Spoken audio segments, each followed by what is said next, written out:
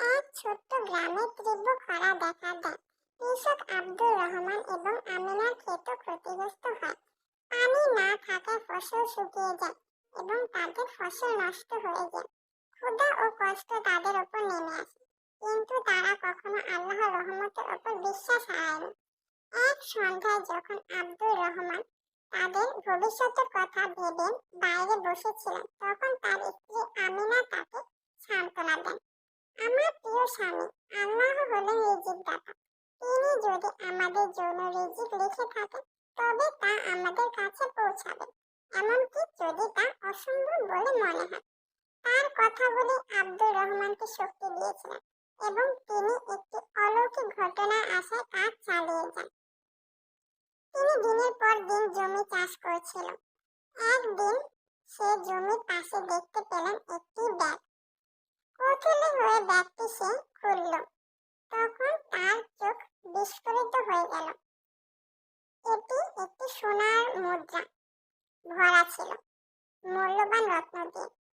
সে ছুটে গিয়ে আমিনাকে এটি দেখালো। অন্ধভাবে আনন্দ করার পরিবর্তে আমিনা বলল, এটি ব্যবহার আগে আমাদের নিশ্চিত হতে হবে যে এটি হালাল। চলো গ্রামের ইমামের কাছে যাই এবং নির্দেশনা চাই। তারা ইমামের কাছে গিয়ে ব্যাগটি দেখালো, যিনি তাদের গল্প মনোযোগ সহকারে শোনেন। কিছুক্ষণ চিন্তা করার পর তিনি বললেন, এই মুদ্রা তাদের নয়, যদি না এর কোনো সঠিক মালিক না থাকে।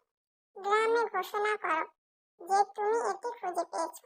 যদি 1 বছর পরে কেউ এটি দাবি না করে, তবে আল্লাহর ইচ্ছা এটি তোমার।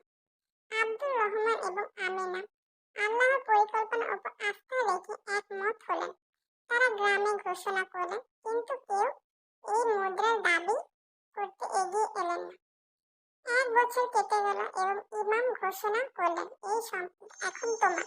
বুদ্ধিমানের সাথে ব্যবহার করো এবং দরিদ্র জাকাত দিতে ভুলো না। আল্লাহর রহমতের প্রতি কৃতজ্ঞ আব্দুর রহমান এবং আমিনা একটি অংশ অভাবীদের মধ্যে বিতরণ করছিলেন।